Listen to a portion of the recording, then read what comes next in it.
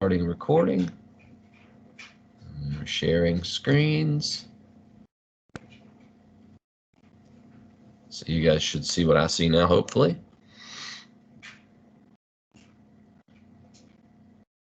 Get my picture pulled back up here for everybody.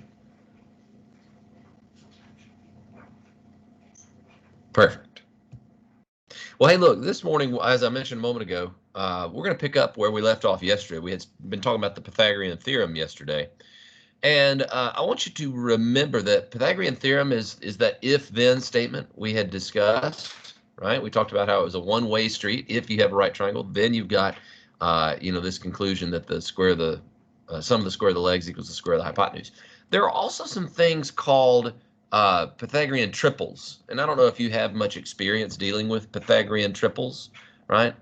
But Pythagorean triples are just sets of three numbers that fit into the Pythagorean theorem, okay? So like the basic example is a 3, 4, 5. That's a triple. That's a set of three numbers that fit into the Pythagorean theorem very nicely, quite nicely. And these numbers are always integers, okay? So 3 squared is 9, 4 squared is 16, 9 plus 16 equals 25, which happens to be 5 squared. So there's a triangle called the 3, 4, 5 triangle, where those three numbers work out nicely, okay? There's another one. There's a 5, 12, 13. 5, 12, 13, where, again, the numbers work out nicely. 5 squared is 25, 12 squared is 144, and then 25 plus 144 equals 169, which happens to be 13 squared. And if you Google Pythagorean triples, you'll come up with a list. I won't take time to go through it right now, but Wikipedia has a nice article about it where they've got listed out all of what are called the primitive triples, which are where it's either 1 or 2 digits. All three numbers are either 1 or 2 digits. But there's no end to the number of triples. But these two especially are pretty helpful for you guys to learn, to memorize, okay? And there's, like I said, if you look it up, there's a ton of other ones as well. And then these are the basic ones. If I've got a 3, 4, 5 triangle, I could scale that up by whatever factor I want. So for example, I could have a 6, 8, and then what would the hypotenuse be on that one? A 6, 8, 10. 10, yeah. And that's just an iteration. That's a scaled up version of the 3, 4, 5, where a 6 and 8 and 10 have all just been gotten by multiplying the basic 3 by a factor of 2. Okay, so that's not a new triple. That's just a new version of the same Pythagorean triple. So you'll encounter things like that. And what's really helpful is that it makes it quicker. It makes it easier for you to determine a missing side of a triangle. Okay, if you've got that kind of thing in mind. All right, so the Pythagorean theorem, we talked about how we can use that to help us find a missing leg. Okay, to find a missing leg. And then that's just one more example. I think I've got two more for you guys today of solving a word problem, manipulating a formula, and following our 5-step method. Let's look together at this example here. You guys take down example 8. It says the length of a rectangle. Okay, so the length of a rectangle, that means that I'm going to take and I'm going to sketch out that shape. I'm always drawing a picture, right? Okay, so I'm going to sketch out that shape. Let's see here. If I go through, is Josh, are you on the call? Do I see Josh with us?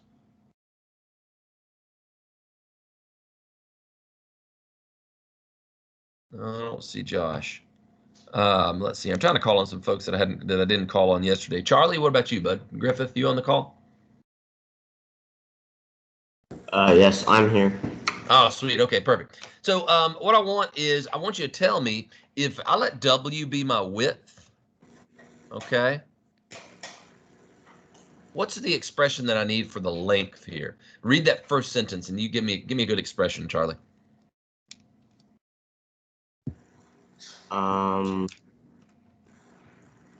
2W plus 6. Very good, very good. 2W plus 6. And folks, he got that from reading this part right there, where it says the length is 6 more than twice the width. Okay, we talked yesterday about how if you have something that says more than 6 more than my age would be my age plus 6. And so good, 6 more than twice the width would be twice the width plus 6. Now we've got this notion of the perimeter, and you and I talked last week about perimeter. Perimeter is round the outside, right? And we've got basic formulas like perimeter equals 2L plus 2W. And we could also say that that's the same thing as L plus W quantity times 2. That's a background understanding of what perimeter means. And if you wanted to slow play it, you could also just say, well, let me just add up all 4 of these sides as we've done in a previous example here. Okay, but instead what we'll do is we'll kind of take from this formula right here, 2W plus 6, and then 2W, and it says the perimeter is 96. So I'm going to set that equal to 96. So I got 2 lengths and I got 2 widths, and we were saying perimeter, you add all 4 of those sides up, and it should equal out what we want there. Okay, so let's use the distributive property. And Drew Benton, are you on my call today? Again, I'm trying to make sure I call on folks that I didn't call on yesterday. I don't know if I see Benton on there. No, I don't. Colin, I think I've seen you on here though. Colin, what do I do to kind of clean up this left-hand side here, buddy?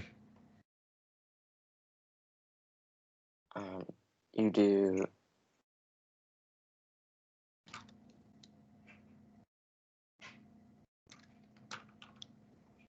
Can you use your distributive property by chance? 2 times 2 plus 6. So what's that going to give us? 10. Why don't you tell me what 2 times 2W is? 4W. All right. And 2 times 6? Plus 2 times 6 is 12. There we go. So just using our distributive property takes care of that parentheses. And then if you'll take a step further, combine some like terms over on that left-hand side, what do you get? You get 6W. Excellent. All right, so we got 6W plus 12 on the left, and we still have 96 over on the right. All right, so let's see here. Daniel, take me home, man. Give me my last 2 steps to solve that equation.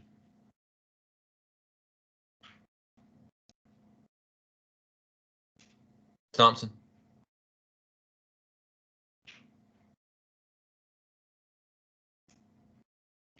Earth to Daniel. Rats. All right, I'm striking out with some people. Mr. Edwards. What about you? Can you hear me? Not Joe, by the way. Which one? Will.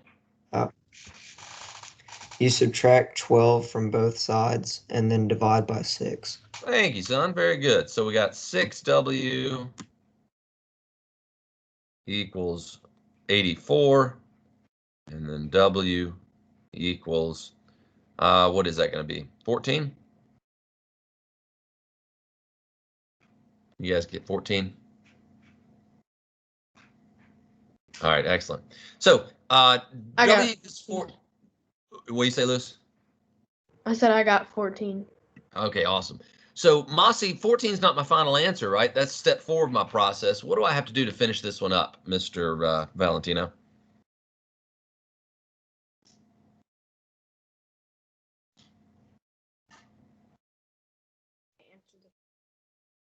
Speak up nice and loud, Mossy.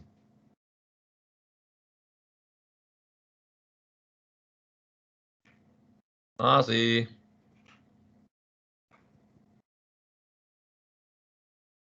All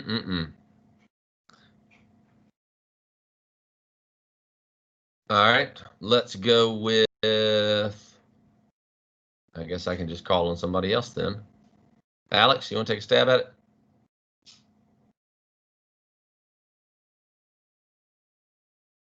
You answer the problem. Which means in this case what?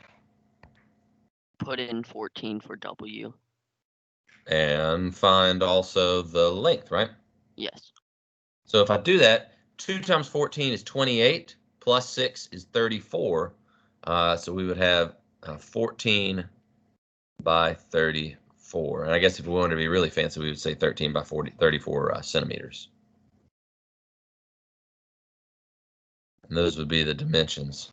And we could double check that by adding all four sides up, 14 plus 14 plus 34 plus 34, and it should check out to be that 96 that we were shooting for. Okay, questions on that example? And again, just kind of working some word problems that have to do with making use of or manipulating formulas.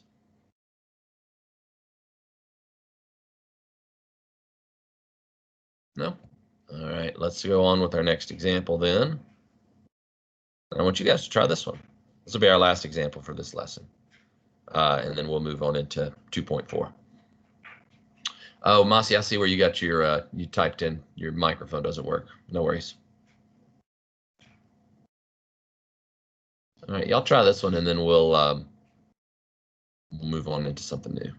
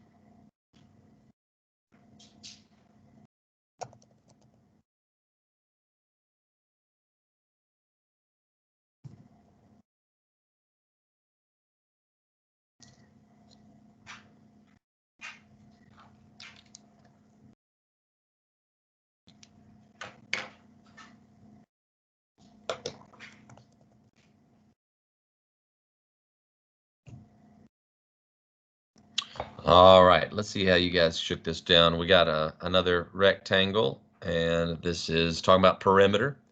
So we got the length is 40 more than the width, so we should have W plus 40.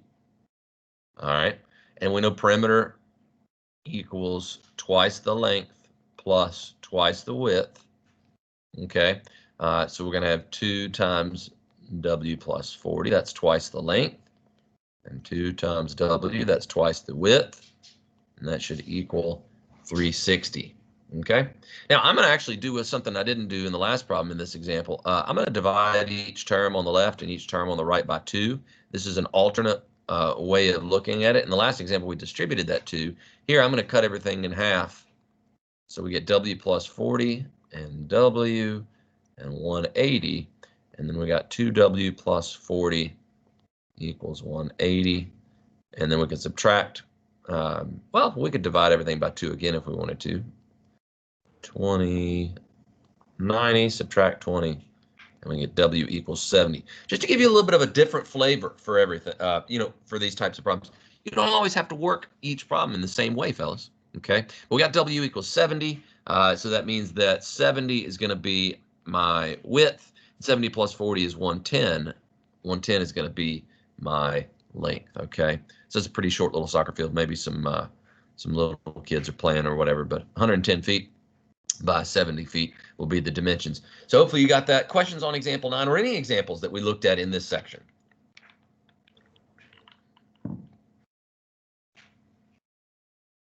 All right. Lewis, you got something? No, sir. I got that one. All right, all right. Hey, look, let's shift gears then. We're going to move on into this next section here. And what I'm going to bypass the warm-ups for today. We'll hit those warm-ups on Thursday. But what I want to talk with you guys about, we're going to look at more word problems. I think I told you you're going to have more word problems this year to deal with than you've ever had before, and that's a good thing. But in this section, we're going to talk about this notion of using a it's sort of in the background. I hate to call it a formula, but using this notion of rate, quantity,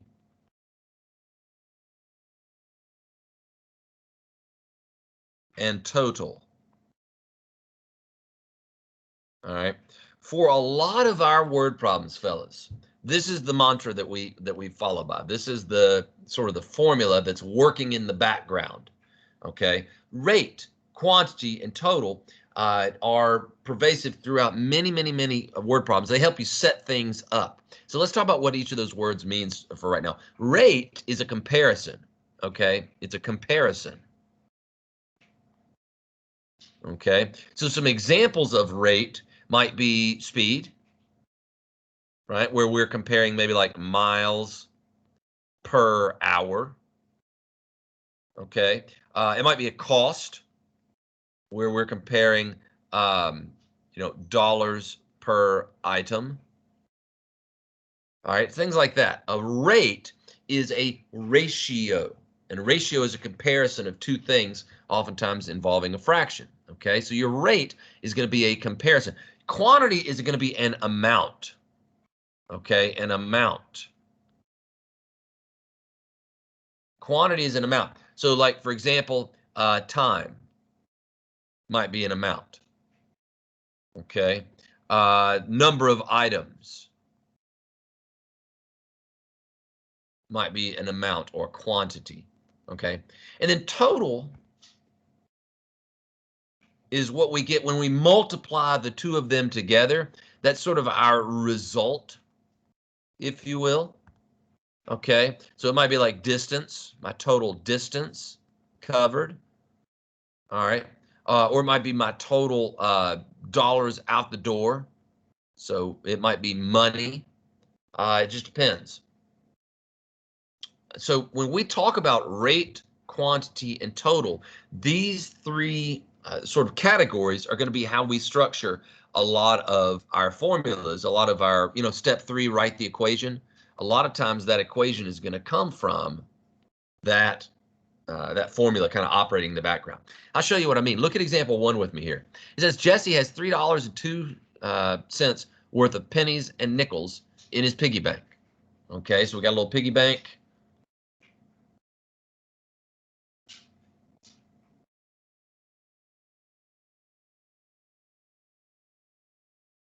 There we go, and make sure we put a little slot in there. There we go. So we got some pennies and nickels that are in that piggy bank. And the number of nickels is 3 more than 8 times the number of pennies. Let's for a second pause and read this sentence in terms of translating it into math. Okay, and that's the challenge for us sometimes, is to translate it into terms of math. So the number of nickels, why don't I say, I'm going to let n be the number of nickels.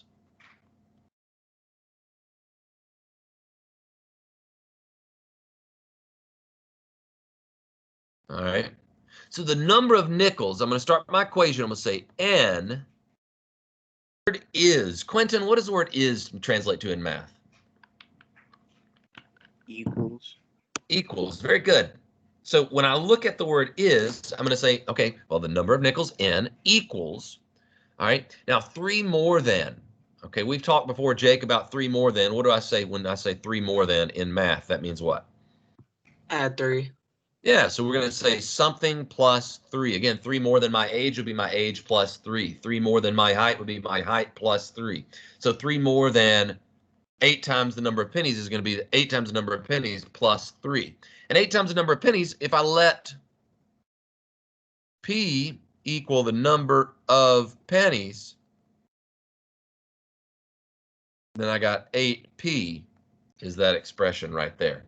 So the number of nickels, we said let n be that, is, Quentin told us that's equals 3 more than, and Jake told us that means plus 3, and then 8 times the number of pennies. If we say let P be the number of pennies, then we've got 8P is our final expression. So we just translated that into an equation. Now, here's a hard question for you. Okay, Nate, I'll throw this one your way. I noticed that I've got 2 unknowns there. And we talked in class last week about what is required when we have 2 unknowns. Do you remember what we said you have to have also?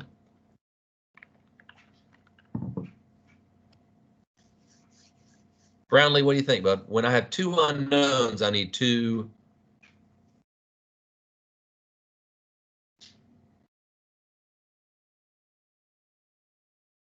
Joe, help him out.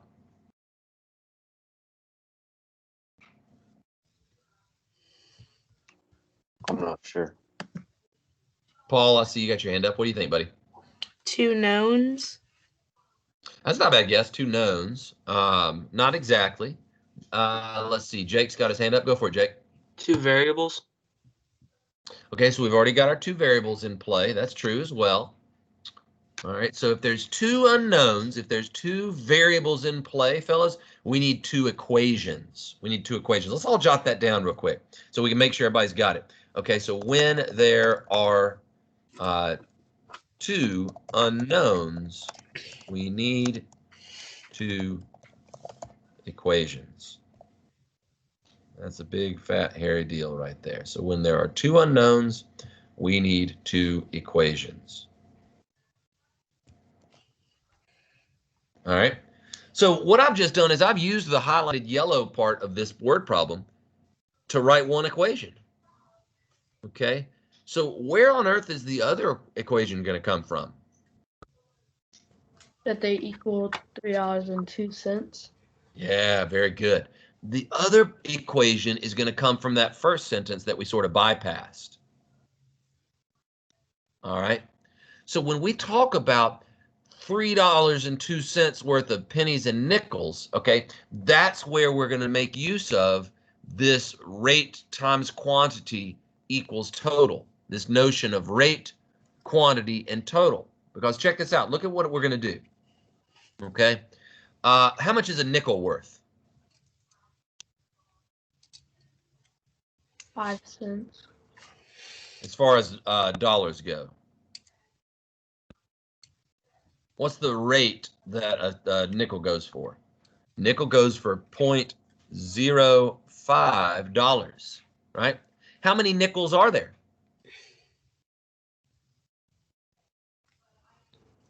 Three more Eight than times the 8 number of times pennies. 3. Or 3 Yeah, more. 8p Mm. plus 3. All right.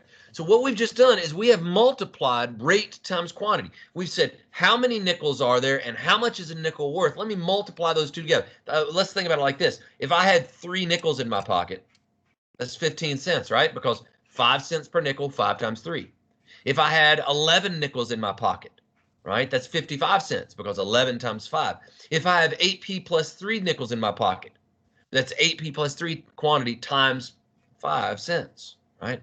So that's how we determine the total money that I have in terms of nickels. So this is the amount of money that we have in nickels. How much money do we have in terms of pennies? Well, how much is a penny worth? 1 cent. Or 0.01. 0.01. And how many pennies are there? We don't know. We have a letter that represents that. P. B. P. All right. So what that is that right there is the amount of money that we have in pennies. Okay. Now think about my piggy bank. Okay. In my piggy bank, I've got money in terms of nickels. I've got money in terms of pennies. How do I compute the total amount of money? What do I do with those two values or those two amounts? Add them. Add them up. And set it equal to 3.02. Okay. Now that's why you guys remember when we talked about our 5-step word problem solving method, we said it was so challenging to come up with the equation. That's why it takes a lot of work to write up an equation. Well, granted, this is the first time you guys are doing this type of problem. Okay. But look at what we did. We did rate times quantity. Okay. We did rate times quantity. We did another rate times another quantity. And we added those together and we had that set equal to a total. This sort of, look right here in red, this sort of way of operating where I say rate times quantity of some first item, rate times quantity of some second item, and adding it up and having it equal the total, that's what we oftentimes see in what's called a mixture problem. This is how you operate with a mixture problem. In Algebra 1, mixture problems involve any time you've got more than one substance, whether it's in this case nickels and pennies, or whether we're talking about like orange juice concentrate and water, and you're pouring them in together into a pitcher, whether you're talking about pretzels and peanuts and raisins in like a trail mix. Okay, anytime you have a quote mixture problem, this is how we're going to operate. You're going to do rate times quantity of the first item, rate times quantity of the second item, so on and so forth. You're going to add up all of those items, and then you're going to have it set equal to your total. Okay. Now, I know we could go ahead and probably solve that equation out. The equation in orange there, I would leave for you guys to solve out on your own right now, because what I want to also introduce at this point in time, and I got about 6 minutes to do this, is I want to talk about using a chart to help us organize this type of problem. Okay. Do you guys use charts in y'all's middle school classes yet? Have y'all done much word problems? And by the way, why am I only seeing Charlie and William right now? I don't see anybody else's camera turned on. I feel y'all are all anonymous if I can't see you. I like being able to see you guys. Look, the notion of a chart is, how do I make sense of all of these puzzle pieces that are in this box? If you've ever done a puzzle, my wife and I, when we first got married, we lived in a little apartment over behind Baptist East Hospital, literally like 10-minute walk from school. And she and I, we were getting to know each other, just newlyweds or whatever. And so oftentimes we would sit down at night and we would work on a puzzle together, and we'd just chit chat and watch TV and do a puzzle. How do you guys do a puzzle? Do you just take one piece out of the box at a time and set it on the table, and then you grab another piece and set it on the table and try and figure out if they go together? No. I don't work a puzzle that way. I dump all the pieces out, I shuffle them all on the table face up, and I find the edge pieces first. You guys do that?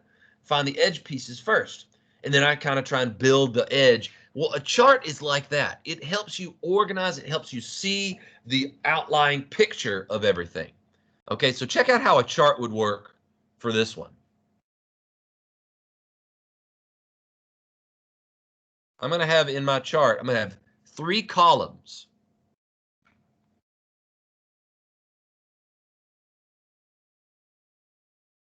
And up at the very top, I'm going to have rate times quantity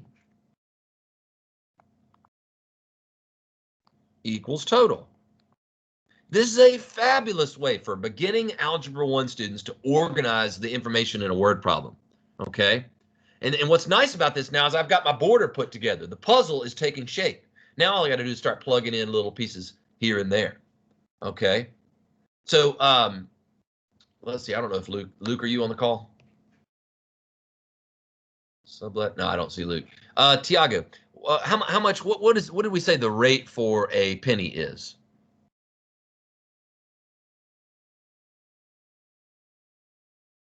Nice and loud, Tiago. Oh, sorry. How much is a penny worth? A cent? Yeah. So 0.01. And therefore nickel would be 0.05. Well, look at that, fellas. We've already got one whole column filled out. Now, it'd be interesting for you guys to make a note that when you are working these problems, they'll give you enough information to fill out one whole column. You will always have enough info to fill in one whole column. All right. So we got our rate column. Quantity is what's unknown. And now, yeah, I could say P and N, but I don't want to work it with 2 variables right now. I want to have one unknown, and then I want to have my other unknown in terms of that. Okay, so go back to where we had done a little bit of this work earlier, right? You remember what we said N was standing in place for? 8P plus 3. So if P is the number of pennies, then 8P plus 3 is the number of nickels. And we got that again from that yellow highlighted section there. And then all we have to do is multiply from left to right. Okay?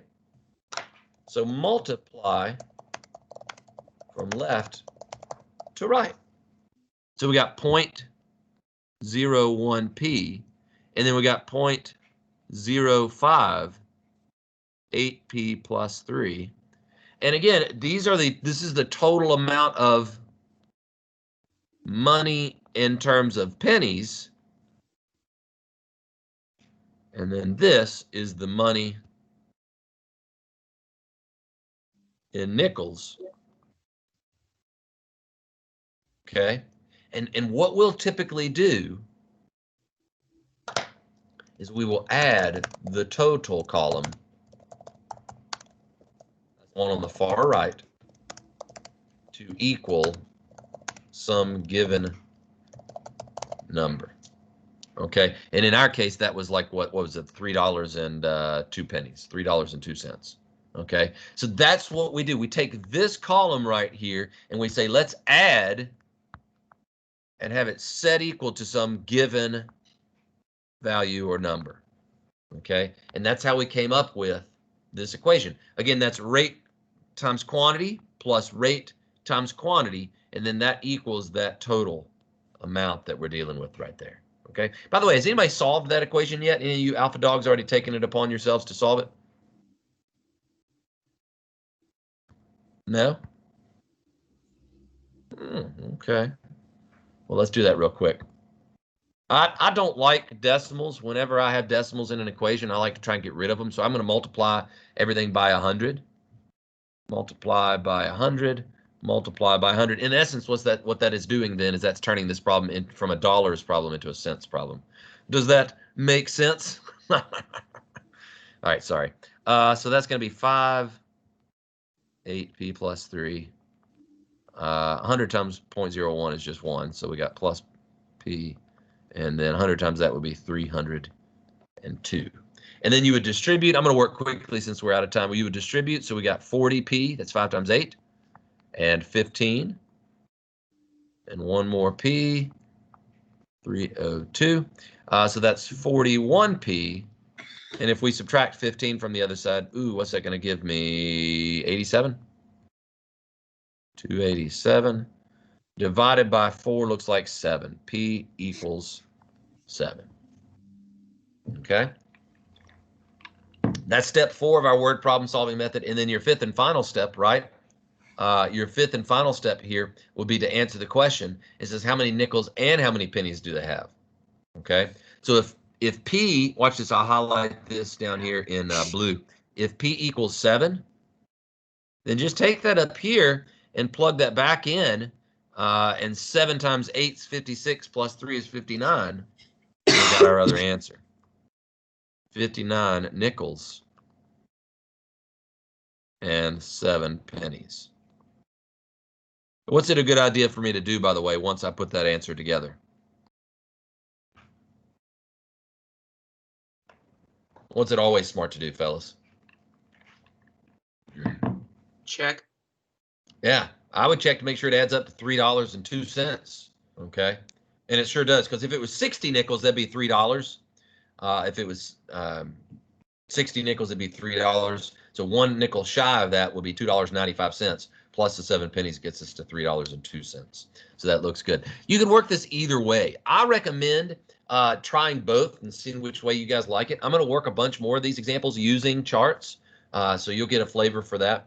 But hey, we're out of time for today. So fellas, I will see y'all again on Thursday. And in the meantime, live Jesus in our hearts. Forever. All right. Hard work today.